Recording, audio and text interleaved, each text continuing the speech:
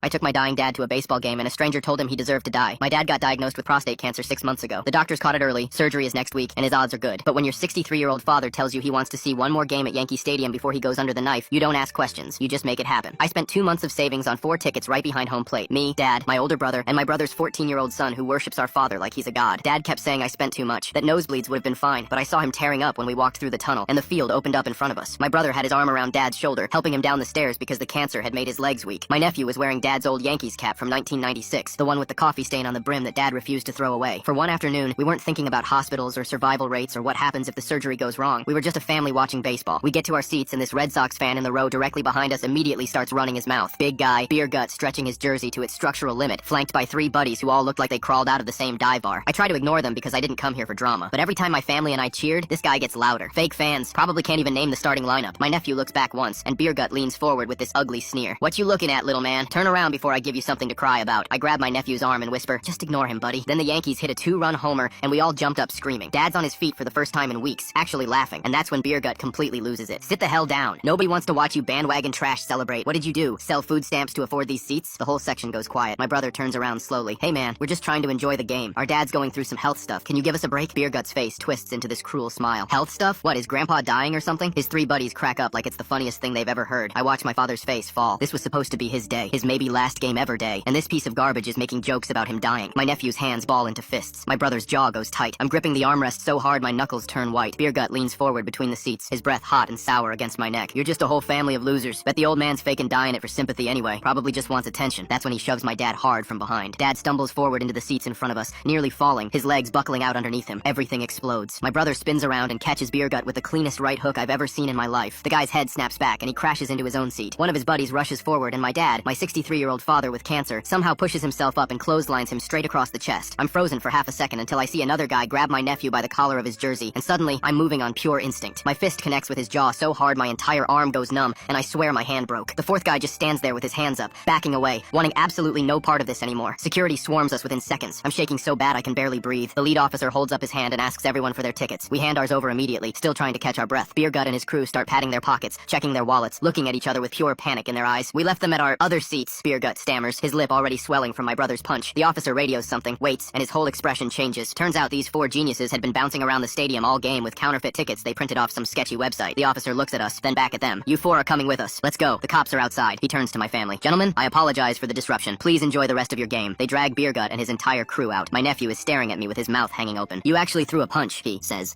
Dad hasn't stopped telling the story since we left. He's called his doctor, his neighbor, his pharmacist, literally anyone who will listen. "My boys defended me," he keeps saying, "right there behind home plate."